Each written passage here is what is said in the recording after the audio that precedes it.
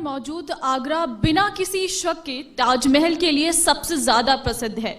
हालांकि इस ऐतिहासिक शहर में सिर्फ ताजमहल ही नहीं बल्कि ऐसी कई शानदार स्मारक हैं जो यहाँ पर आकर्षण का केंद्र है। देश और विदेश से ताज नगरी आगरा में लोग आते हैं और यहाँ की प्राचीन कलाओं को देखकर अद्भुत महसूस करते हैं। आगरा सिर्फ अपने स्मारकों के लिए मशहूर नहीं है बल्कि यहाँ पर कई इंडस्ट्रीज भी हैं जिसमें जूता जो है, यहाँ की जूता इंडस्ट्री जो है वो काफी फेमस भी है और आगरा को उसका हब भी कहा जाता है। तो नमस्कार, इंडिया न्यूज उत्तर प्रदेश उत्तराखंड आज आपके शहर आगरा में ताज कॉन्क्लेव लेकर आया है। आप सभी के बीच मैं हूं ममता तिवारी। आज इस ताज कॉन्क्लेव में हमारे बीच राजनीतिक जगत के तमाम बड़े नेता रहेंगे, साथ ही इंडस्ट्री से जुड़े, एजुकेशन से जुड़े और स्वास्थ्य से जुड़े लोग भी हमारे बीच रहेंगे जिनसे हम आगरा के बारे में चर्चा करेंगे, यहाँ के विस्तारीकरण को लेकर चर्चा करेंगे। क्योंकि किसी भी शुभ कार्य की शुरुआत हम दीप प्रज्वलन के साथ करते हैं, तो मैं कुछ खास मेहमानों को मंच पर बुलाऊंगी ताकि दीप प्रज्वलन के साथ इस कार्यक्रम की हम शुरुआत कर सके। सबसे पहले इंडिया न्यूज उत्तर प्रदेश उत्तराखंड के चैनल हेड अरविंद चतुर्वेदी जी को मैं रिक्वेस्ट करती हूँ कि वो मंच की तरफ आए और दीप प्रज्वलन के साथ इस कार्यक्रम की शुरुआत करें। इस दीप प्रज्वलन में हमारे साथ रहेंगे डॉक्टर संजय निषाद जो राष्ट्रीय अध्यक्ष हैं निषाद पार्टी के, साथ ही रहेंगी हेमलता दिवाकर मेयर आगरा से, पूरन डाबर जो है इंडस्ट्रियलिस्ट डाबर एक्सपोर्ट के, सुरेश चंद्र गर्ग तपन ग्रुप के चेयरमैन हैं, साथ ही चौधरी बाबूलाल एमएलए हैं फतेहपुर सीकरी से। तो सबसे पहले हम इस कार्यक्रम की शुरुआत दीप प्रज्वलन के साथ कर रही हैं ताकि आगे हम इस कार्यक्रम को और शुरू कर सके, जिसमें हम चर्चा करेंगे यहाँ की राजनीति को लेकर, चर्चा करेंगे यहाँ पर एजुकेशन को लेकर, चर्चा करेंगे यहाँ के स्वास्थ्य को लेकर, चर्चा करेंगे यहाँ की अलग अलग विशेषताओं के बारे में, क्योंकि हमारे बीच तमाम बड़े नेता मौजूद हैं। डॉक्टर संजय निषाद के साथ चर्चा करेंगे, चौधरी बाबूलाल एमएलए जो फतेहपुर सीकरी से हैं उनके साथ चर्चा करेंगे, साथ ही हमारे बीच हेमलता दिवाकर जी हैं जो मेयर है आगरा से, उनसे चर्चा करेंगे। कई बड़े इंडस्ट्रियलिस्ट हमारे बीच हैं, दानिश आजाद अंसारी जो राज्य मंत्री हैं अल्पसंख्यक आयोग के, वो भी कुछ समय बाद हमें जुड़ेंगे, उनसे भी हम तमाम चीजों को लेकर चर्चा करेंगे। तो ये कॉन्क्लेव अपने आप में खास रहने वाला है क्योंकि ताज कॉन्क्लेव में हम बात राजनीति से लेकर, हम बात एजुकेशन से लेकर, स्वास्थ्य से लेकर तमाम क्षेत्रों की करने वाली है। तो आप सभी से रिक्वेस्ट करती हूँ, आप जो यहाँ पर मौजूद हैं तो प्लीज तालियों के साथ हमारे सभी खास मेहमानों का स्वागत करें। और क्योंकि हमने दीप प्रज्वलन के साथ इस कार्यक्रम की शुरुआत कर दी है, क्योंकि सबसे पहले दीप प्रज्वलन के साथ शुभ कार्य की शुरुआत होती है।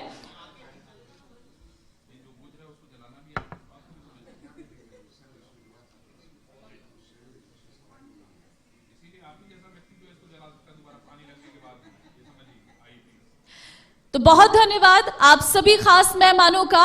अब हम इस कार्यक्रम की शुरुआत करेंगे क्योंकि हमने पहले ही जिक्र किया था कि हम कार्यक्रम में बात करेंगे अलग अलग क्षेत्र से जुड़े लोगों के बीच में, हम राजनीति की भी बात करेंगे, हम एजुकेशन पर भी चर्चा करेंगे, हम स्वास्थ्य पर भी चर्चा करेंगे और इंडस्ट्री क्योंकि आगरा में बहुत ज्यादा है उस पर भी हम चर्चा करेंगे। तरह तरह के व्यंजन के लिए मशहूर है आगरा और देश विदेश से यहाँ पर पर्यटक आते हैं, तो ऐसे में ये पर्यटकों के लिए भी और सरकार के राजस्व के लिए भी एक बड़ा शहर है क्योंकि अपने आप में ये बहुत सारी चीजों को समेटे हुए है आगरा। तो आज आगरा पर ही विस्तार रूप से चर्चा करेंगे, सिर्फ आगरा पर नहीं, उत्तर प्रदेश की राजनीति को भी हम जानेंगे क्योंकि उत्तर प्रदेश के तमाम बड़े नेता जो है हमारे बीच रहने वाले हैं।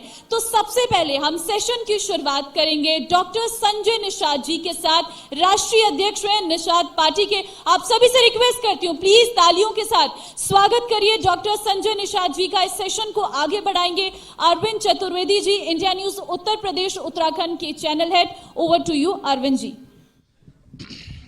थैंक यू ममता, बहुत बहुत धन्यवाद। बहुत ही जोशीले अंदाज में हम लोगों ने शुरुआत की है और तुमने इसमें क्षमा बात दिया। हेमलता दिवाकर जी को और बाबूलाल जी को भी धन्यवाद और हमारे भाई प्रिंसिपल साहब भी बैठे हैं, आप साथी बैठे हैं, आप लोग को भी धन्यवाद। और आगरा शहर का हम स्वागत करते हैं, खैर मकदम करते हैं अपने आगरा कॉन्क्लेव में।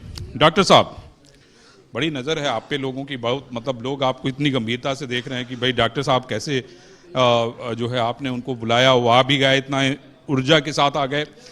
अब मुझे ये बताइए कि राजनीति में रोज नए काम हो रहे हैं। इस समय इंडिया गठबंधन बन गया, आप लोगों ने एक नहले पे दहला लगा दिया। अब आपके एनडीए गठबंधन ने भाई 33% का आरक्षण आप जो है संसद में लेके आए, है ना।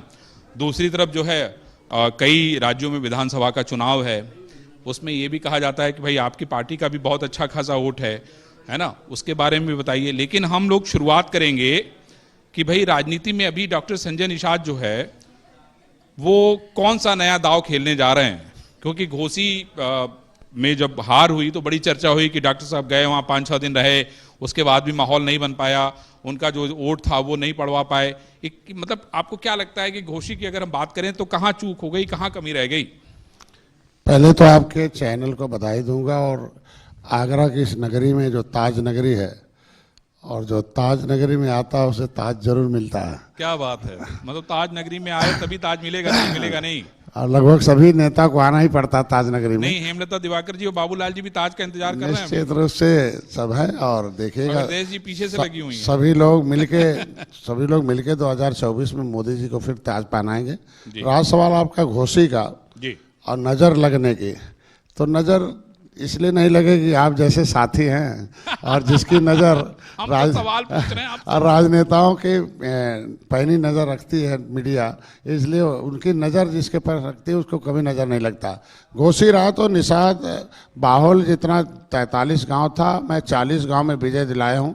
लोग गलत आरोप लगाते हैं। मैंने तो पहले दिन बता दिया था कि किसके वजह से हार हुई है, कुछ व्यक्तियों के और वहाँ के जो लोकल प्रत्याशी हैं, क्योंकि काम करने वाले से गलती होती भी है। इतना बड़ा काम बीजेपी कर रही है तो गलती हो गई। उसमें लोकल प्रत्याशी गलत चुनाव था। लोकल चुनाव जो होता प्रत्याशी पर होता, प्रदेश का चुनाव मुख्यमंत्री और उनके प्रशासन पर होता, और देश का चुनाव दुनिया में एक साख बढ़ाने का और नीति और अर्थव्यवस्था पर होता है। इसलिए लोकल चुनाव से सरकार बनती नहीं न बिगड़ती है, उसके चेहरे पर है, तो चेहरे को जैसे वहाँ। लेकिन डॉक्टर साहब आपके जो बड़े भैया है, जिसको आप बड़का भैया कहते हैं, ओम प्रकाश राजभर जी, उन्होंने इतने बड़े बड़े दावे कर दिए कि यहाँ से खदेड़ देव तो खदेड़वा हो जाब तो का हो जाब, मतलब कुछ बचा, कुछ छोड़ा नहीं था उन्होंने। नहीं, भैया का जो आवाज है उसको क्या कहा जा सकता है, वो तो एक तरीके से कहा जा सकता है कि राजनीति में इस तरीके की आवाज नहीं होनी चाहिए, क्योंकि राजनीति कहते हैं कि जिसको आकलन क्षमता बहुत जरूरी होनी चाहिए और शब्दों मर्यादित होनी चाहिए, कि जिससे हमें कभी भी राजनीति का मतलब होता है कि मर्यादा पुरुषोत्तम राम ने धरती पर रावण राज को खत्म करके बताया कि कैसे मर्यादित होकर किसी दुख देने वाले को खत्म किया जा सकता है और मर्यादा में रखे कैसे सुख दिया जा सकता है। तो राजनेताओं को हमेशा मर्यादित भाषाओं का मंच से प्रयोग होना चाहिए, जिससे सभी लोग उसको। तो आप उनको ट्रेनिंग दीजिए, इतनी ट्रेनिंग प्रोग्राम चला रहे हैं आप, रोज सुबह दोपहर शाम कार्यकर्ताओं को ट्रेनिंग दे रहे हैं आपके फेसबुक पे मैं रोज देख रहा हूं। कहते हैं कि बड़े लक्ष्य को प्राप्त करने के लिए 2 चीजों की जरूरत होती है, और एक अनुशासित कार्यकर्ता और सशक्त संगठन की। और सशक्त संगठन वही होता है जहां वो ट्रेंड शिक्षित प्रशिक्षित दक्ष कार्यकर्ता हो। और किसी युद्ध को जीतने के लिए 3 चीजों की आवश्यकता होती है। एक तो जनता का समर्थन होना चाहिए, और एक शक्ति संगठन की होनी चाहिए, और दांव पेच नेता का होना चाहिए। तो अब हम माननीय मोदी योगी के साथ हैं, अमित शाह के साथ हैं, तो दांव पेच तो यहाँ है ही है, और जनता का समर्थन ही है एनडीए के साथ, और सशक्त संगठन भाजपा के पास भी है, और उसी तरह का सशक्त संगठन निषाद पार्टी भी है। तो जैसे त्रेता में निषाद राज की सेना थी, सशक्त थी और रावण को खत्म किया, उसी तरीके से हम भाजपा की जो सेना कि बंदर भालुओं के साथ हम लोग जो है एनडीए गठबंधन नहीं, ये बंदर भालू तो बना के रखा है पिछली अंग्रेजों मुगलों ने और ये पिछली सरकारों ने। अगर देश की अर्थव्यवस्था चौपट कर दिया हो जिस सरकार ने, और कभी जनता का ख्याल न किया हो, 80 करोड़ लोगों को अनाज न पूछा हो, मकान न पूछा हो, इलाज न पूछा हो, इससे बड़ा शर्म क्या हो सकता है कि 75 साल आज़ादी का अमृत महोत्सव मना रहे हो, और 65 साल जिसकी सरकार रही हो, और इतने लोगों को अनाज और इलाज और मकान देना पड़ा। इसके मतलब उनकी नीयत और नीति सही नहीं थी, इसकी वजह से आज के दिन। मुझे ये बताइए, ये जो इंडिया गठबंधन है, आप देखिए कि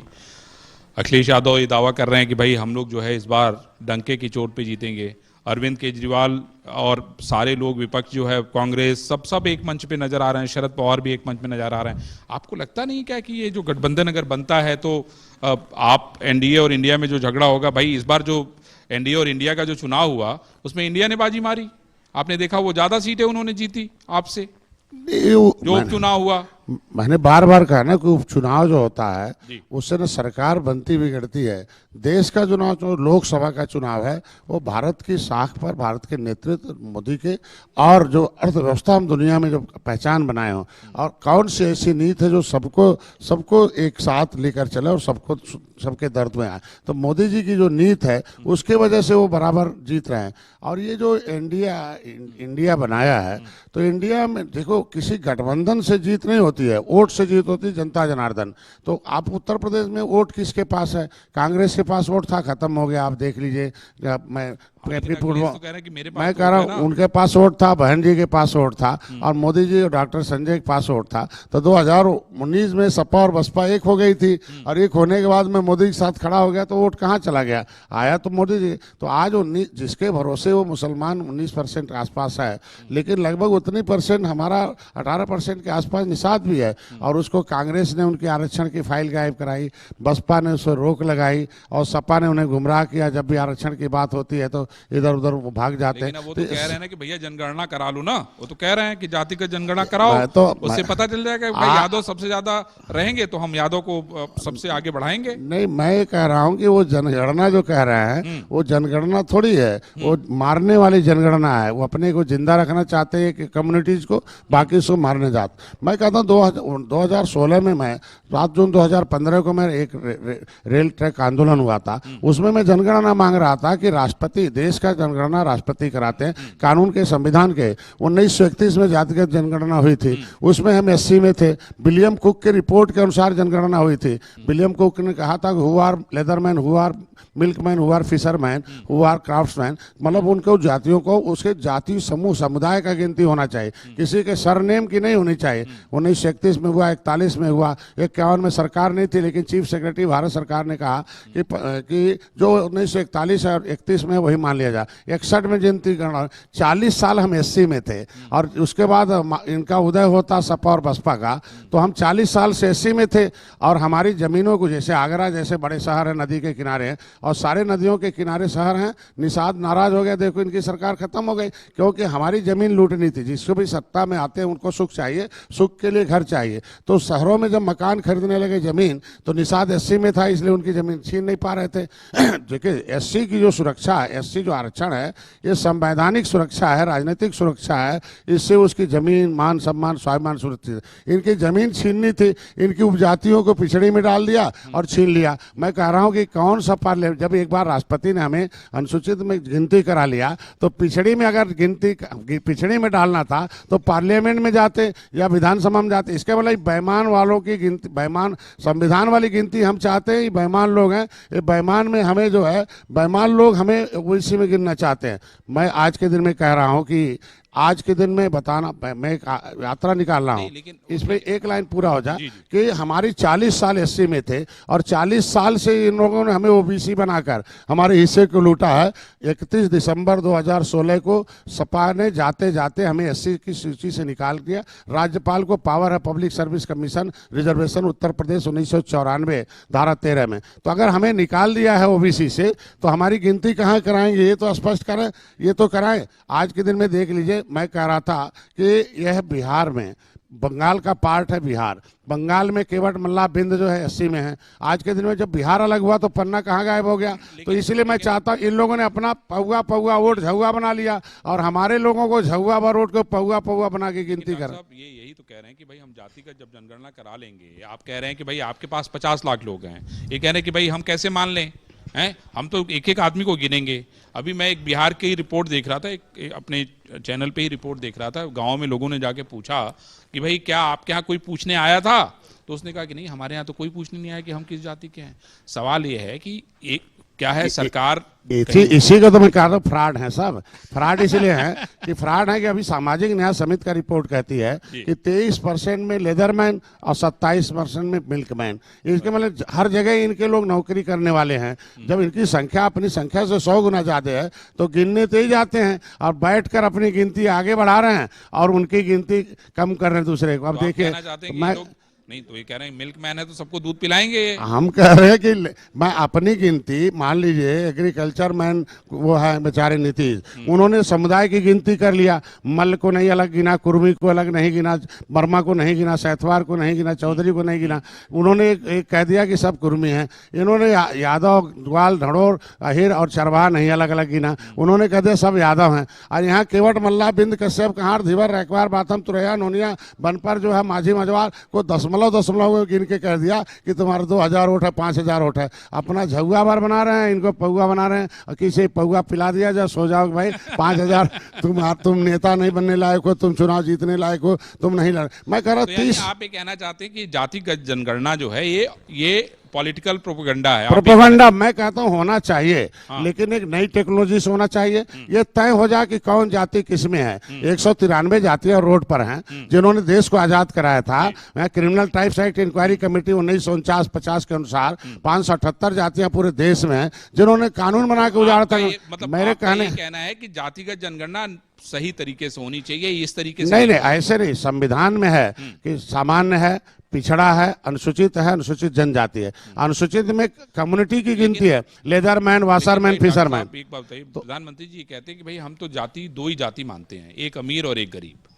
अगर अमीर और गरीब के पास अगर आप जाइए तो आप देखिए, अगर कोई अमीर आदमी है वो गरीब आदमी को तो कुछ दे नहीं रहा है।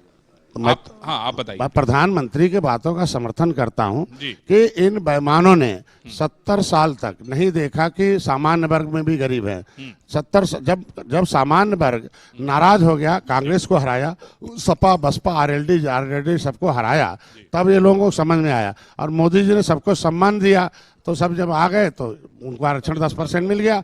आज के दिन में महिलाओं को भी नहीं दिया। महिलाएं जब सपा, बसपा, कांग्रेस, आरएलडी और आरजेडी को हराया, और जब हराया तब इनको एहसास हुआ मोदी जी को जिताया। तो मैं कहता हूँ आज मछुआरे भी इसी तरीके, हर जाति के लोग इनसे त्रस्त हैं, सपा, बसपा, कांग्रेस, आरएलडी से। और देखिए इन्होंने गरीब बना रखा कानून से। अब भाई किसी का 80 का आरक्षण छीन लेंगे तो उससे सुरक्षा, तो उसका जमीन छिना गया, नौकरी छिना गया। 80 का आरक्षण थोड़ी छीना इन लोगों ने।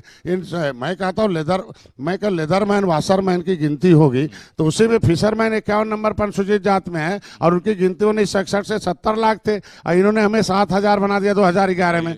तो इसका मतलब हमें मारने वाली गिनती। ऐसा तो नहीं 700 बनाने के चक्कर में मैं हो जाए, मैं तो खुद इनको 0 बना दिया। अरे कांग्रेस 0 है, हमसे कम है। हम 11 सीट हैं उत्तर प्रदेश के विधानसभा में, मैं 11 विधायक हैं, और कांग्रेस को 2 विधायक है। और बसपा ने हमारा आरक्षण का अधिकार छीना, और उन्होंने देखो आज के दिन में 1 विधायक है, हम 11 हैं। और तो समाजवादी पार्टी हम कह रहे हैं नहीं, आज के दिन में समाजवादी पार्टी थोड़ा अधिक है, लेकिन उस समाजवादी पार्टी में देखिए कि किस वर्ग के विधायक कर रहा था। मैं यही कह रहा था कि समय आने दीजिए, समाजवादी पार्टी की भी दशा सपा, बसपा, कांग्रेस जैसे होगी। अच्छा चलिए, अब आप मुझे बताइए कि कई जगहों पे विधानसभा चुनाव हो रहे हैं, आप बड़ी सारी कार्यक्रम मैं देख रहा था, छत्तीसगढ़ में भी कराए, मध्य प्रदेश में कराए, इधर राजस्थान घुमाए, बीच बीच में आप वहाँ चेन्नई भी चले जाते हैं। तो डॉक्टर साहब आपको क्या लग रहा है, राजनीति कुछ बढ़ रही है, रुक सी गई है, क्या हो रहा है? देखिए राजनीति के हिसाब से करना पड़ेगा ना। और राजनीति होती है, राजनीति का मतलब होता है कि पब्लिक के, कम्युनिटी के, फाइनेंस के और फ्यूचर को उसको एक कॉन्स्टिट्यूशनल सेफगार्ड है।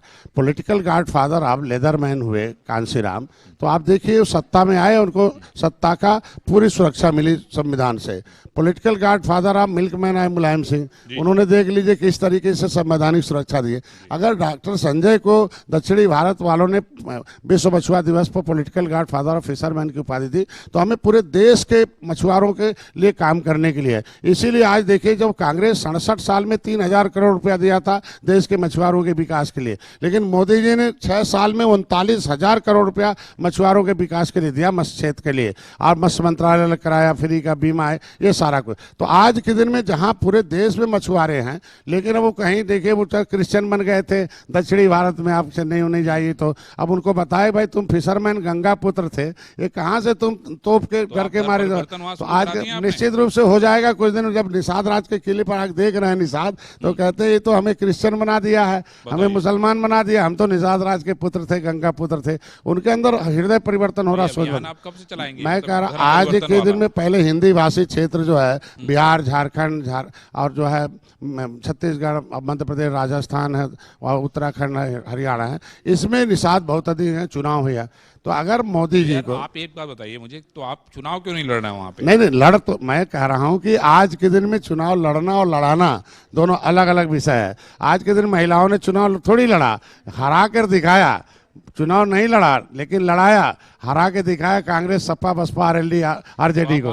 तो मैं कहता हूं जब हार गए तो उनको लगता है यार महिलाओं के साथ खड़ा रहना चाहिए, इसीलिए सारी पार्टियों ने महिला आरक्षण बिल पर उन्होंने समर्थन कर दिया। और सामान्य वर्ग के लोगों ने भी हराया जब, तब उनका भी आरक्षण का समर्थन कर दिया। जब निषाद पूरे हराएंगे कांग्रेस, सपा, बसपा, आरएलडी, आरजेडी को और हर क्षेत्र लोकल पार्टियों को जो इनका हिस्सा खा रहे हैं, अब मोदी के साथ आएंगे तो उनको तो एहसास होगा कि इन्होंने हराया है। और जब मोदी को जिताए रहेंगे, योगी को जिताए रहेंगे या भारतीय जनता पार्टी को, तो भारतीय जनता पार्टी को एहसास तो होगा ना कि इन्होंने जिताया, अगर इनका काम नहीं करेंगे तो फिर हमारे जैसे उनको हराया इनको भी हरा देंगे। तो आप मुझे बताइए कि 2024 में निषाद पार्टी कै सीटों पे मांग रही है टिकट?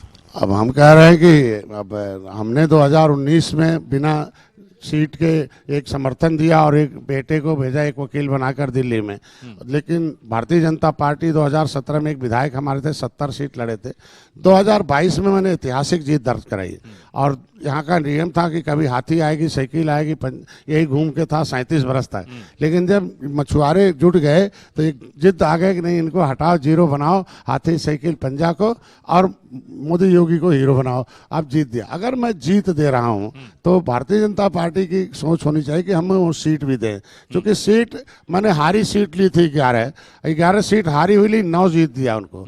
अगर हमने 5 उनके सिंबल, कह रहे कि आप हारी सीट हम कह रहे हमें दे देना, उनका जितने वोट से हार रहे हैं उससे दुगना वोट हम डलवा के जितवाएंगे, हारेंगे तो भोजन। आपको हारी सीट दे भाजपा तो आप जीत मैं जीत दिलाऊंगा। मतलब यही नहीं, वहां पे छत्तीसगढ़, मध्य प्रदेश में भी जहां भी दे देंगे वहां। चूंकि हमारा वोट जो है, हमारे वोट पर पौगा का लेबल लगा था, इन लोगों ने लगा रखा था, अब निषाद पार्टी का लेबल लग गया और निषाद पार्टी झगुआ पर है। और जब पार्टी के साथ आएगा और पावर के साथ आएगा, क्योंकि इनका एक ही नारा कि हमें पौगा पैसा नहीं चाहिए, हमें पावर चाहिए। पावर मोदी योगी के पास है, तो भाजपा के पास पावर है, इसलिए हमारा समाज एक मुश्त वोट देता है। वो देख रहा कि हाथी, साइकिल, पंजा बटन दबाने के बाद वो हीरो हो गए, हमें जीरो बना दिया। तो अब कौन ऐसा कम्युनिटी है जो जीरो बनना चाहता है? इसलिए हमारे समाज के लोग अब एक मुश्त वोट इकट्ठा किए हैं, वो निषाद पार्टी के निर्देशन पर वोट डालेंगे। और भारतीय जनता पार्टी के मैं साथ हूं, इसलिए छत्तीसगढ़ वहां है, बातचीत हुई है, माथुर साहब से बात हुई है, अरुण सिंह से भी बात हुई है, यहाँ माननीय भूपेंद्र यादव से बात हो गई है कि हमारे लोगों को बुलाकर जहां हमारी जीत हो सकती है वहां दे दीजिए। और निश्चित रूप से वहां हम जीत के लिए काम करते हैं। मोदी त्रेता में भगवान राम निषाद राज को जब गले लगाए थे तो सीट के लिए तो लगाए नहीं थे, जीत के लिए लगाए थे। तो इस युग में अगर निषाद राज के एक वंशज के बेटे डॉक्टर संजय को मोदी जी योगी लगाए हैं, और एक गांव में गरीब, एक नदी के किनारे, जंगल के किनारे रहने वाले एक बेटे को प्रधानमंत्री जैसे लोग अगर गले लगाकर कंधे पर हाथ रख दिया, तो इससे लगता है कि मेरे समाज के ऊपर उनका चिंता है और हमारे समाज के लिए उनकी चिंता है। इसलिए देखिए, आज तक कभी किसी निषाद के बेटे को कोई मुख्यमंत्री बगल में खिंचा के फोटो नहीं दिया होगा, न तो उसे कभी आवाज निकलने दिया विधानसभा, लोकसभा में। लेकिन आज मोदी जी सीधे ज्ञापन लेते हैं, चर्चा करते हैं, उस पर काम भी हो रहा है। हमारी फाइल गायब करा दिया था कांग्रेस ने आरक्षण की, लेकिन पहली बार आरजीआई से लिखवाया अमित शाह जी ने कि जो सही है, निषाद जी कहते हैं कागज, तो आरजीआई ने लिखा कि केवट मल्ला मजबार अनुसूचित जात का हकदार है। अब सामाजिक न्याय मंत्री को भी बोलना पड़ा। तो अब हमारा निर्णायक दौर पर जा रहा है। आपकी गाड़ी पटरी पे निश्चित रूप से समय आने दीजिए, हो जाएगा। जैसे धारा 370 खत्म हुआ, महिलाओं का आरक्षण आया, सब तो बिल फाड़ रहे थे ना। आज महिलाओं ने उन्हें फाड़ कर खत्म कर दिया कि हटाओ इनका, ये गद्दी बैठने लायक नहीं, ये बिल फाड़ने वाले हैं, ये वोट लेने वाले नहीं है। मैं समझता हूं कि बड़ी सार्थक चर्चा हम लोग की हुई और ये संदेश पूरे देश में लोग लाइव देख रहे हैं और ऊपर वाले जो बैठे हैं वो भी देख रहे होंगे, उनके पास भी संदेश जा रहा होगा। मैं समझता हूँ, देखिए आपकी पार्टी के लोग भी झंडा बैनर लेके आ गए, है ना? तो यार, ये तो जय निषाद, जरा ताली बजा दीजिए डॉक्टर साहब के लिए भाई। और इतनी सारी बातें डॉक्टर साहब ने कही हैं, ये सब तो मैं उम्मीद करता हूं कि भाई इनके जो ऊपर नहीं, इन्होंने एक नारा दिया है हाँ। कि हमने वोट से लिया पीएम और सीएम, मोदी को लिया और सीएम को लिया, और अपने अपने जो है आरक्षण से एसपी और डीएम लेंगे। क्या बात है। तो इन्होंने एक नारा दिया कि वोट से हमने मोदी को लिया सीएम पीएम और योगी को सीएम लिया, अब हमारा नंबर है आरक्षण से एसपी और डीएम लेंगे। हाँ, लेकिन ये जातिगत जनगणना वाला इसमें पेज जो आ गया है, नहीं तो अब तो मैं कह रहा हूँ ना कि अब तो तय हो जाए, संविधान के हिसाब गणना होना चाहिए। और ये जातियां जो घूम रही रोड पर पाइपलाइन में, उनको कहाँ गिनेंगे जो उन्होंने देश को आज़ाद कराया है? उतने गलती है ना, जैसे सड़क पर खड़े हैं, आप देखे होंगे सड़क के किनारे हैं, पाइपलाइन में पॉलीथीन में है, उनके ठेले पर देखिए तो उसमें राणा प्रताप के चिन्ह रखते हैं। पूछो कि क्या भाई क्या ठेले में रखे हो? उन्होंने कहा मेरे पुरखों ने राणा प्रताप को हथियार बना के दिया था, इसलिए मुगलों ने उजाड़ दिया। तो अगर मुगलों अंग्रेजों ने उजाड़ा है तो बसाने का काम होना चाहिए। तो ये सपा बसपा कांग्रेस आरएलडी आरजेडी आवे साथ में। Criminal tribes act inquiry committee की रिपोर्ट के अनुसार 193 जातियां उत्तर प्रदेश में है, पूरे देश में जो 578 जातियां हैं, ये कहाँ गिनी जाएंगी? एससी में रहेंगी, ओबीसी में रहेंगी, सामान्य में रहेंगी, एसटी में रहेंगी, विमुक्ति जनजाति में रहेंगी? ये तो तय करे तो देश को आजाद कराया, संविधान जिसने बनवाया है देश को आजाद कराया, के हिसाब से जनगणना होनी निश्चित रूप से उसी पहले विसंगति दूर हो जाए, सदन में चर्चा हो जाए किसको कहाँ गिना जाना चाहिए। क्योंकि भाई देखिए एससी कहाँ तय होता? दिल्ली में। एससी एसटी कहाँ तय होता? दिल्ली में। ओबीसी तय होता स्टेट में। अब एससी को ओबीसी में गिन दो तो एक तो गलत हो गया ना। पहले दिल्ली में तय हो जो एससी, बड़ा घालमेल है सब उसी में। नहीं तो बहुत बेईमान लोग हैं ये तो, ये तो किसी की नौकरी छीनने वाले हैं, हिस्सा छीनने वाले हैं, और समाज बाद में इनको छिनैती कहेगा, ये छीनने वाले हैं। छिनैती में आप मामला दर्ज कराने वाले हैं। आज के दिन में इनके लिए एक मैंने मछुआ एससी आरक्षण जो है धोखेबाज पर्दाफाश यात्रा निकाल रहा हूँ, और पूरे प्रदेश में है। 15 तारीख से शुरू है और हर मंडलों में ये बड़े बड़े कार्यक्रम है। पर्दाफाश करेंगे आप? पर्दाफाश उनको दिखाएंगे। 1931 में हमारी गणना ऐसी में हुई थी, विलियम कुक के हिसाब से हम फिशरमैन है, और सेंसस मैनुअल 1961 में राष्ट्रपति ने हमें नोटिफिकेशन किया, केवल मल्ला मझवार है, अनुसूचित जाति का हकदार है। बताएंगे तो जो जातिगत जनगणना हो रही है ये गलत है? गलत है। मैं बताऊंगा कि सब बैठ के किसी के घर पर अपने चाय पिया और गांव भर का गिन लिया, किसको घटाना किसको बढ़ाना। इसका गणना होना चाहिए, पहले पार्लियामेंट तय हो जाए और टेक्नोलॉजी से गणना हो, ये घालमेल वाला नहीं होना चाहिए। ठीक है डॉक्टर साहब, मैं समझता हूँ कि आपके घालमेल न होने की कसम जो है यहाँ से लोगों तक पहुँच गई होगी। और मैं उम्मीद करता हूँ कि डॉक्टर संजय निषाद ने जितनी बातें कही हैं, लोकसभा की बातें भी हमने इनसे सवाल पूछ लिया, घोसी पूछ लिया, इनके बड़का भैया के बारे में हम लोगों ने पूछ लिया। मैं समझता हूँ कि बड़का भैया को जाके थोड़ा सा आप सलाह दीजिए भाई कि इतना कचकच ना करें जिससे सारा काम ही खराब हो जाए, है ना। मैं इस बार उम्मीद करूंगा कि आप जरा उनको बैठ के जरा समझाएंगे, ट्रेनिंग देंगे। और दूसरी सबसे बड़ी जो बात है वो ये है कि डॉक्टर साहब का कहना है कि भाई मुझे हारी सीट दे दीजिए, मैं हारी सीट को जीत में बदल दूंगा। और मैं इंडिया न्यूज़ उत्तर प्रदेश उत्तराखंड इनको अलग से इसलिए धन्यवाद देता है क्योंकि ये आज इंडिया न्यूज़ के बुलावे पे लखनऊ से सुबह सुबह चले और चल के यहाँ पे 11:30 बजे आके उन्होंने उद्घाटन किया। तो मैं इसके लिए बहुत धन्यवाद देता हूँ। सारे लोग जरा प्लीज़ जोरदार ताली बजाइए, तब मैं अपना सेशन ख़त्म करूँ। और बहुत ही शानदार रहा और बहुत ही बढ़िया रहा। डॉक्टर साहब आपको मैं बहुत ही धन्यवाद देता हूँ और मैं समझता हूँ कि हम लोग जल्दी फिर मिलेंगे नए मुद्दे के साथ और नए तकरीर के साथ। ठीक है, आपको थैंक यू। धन्यवाद।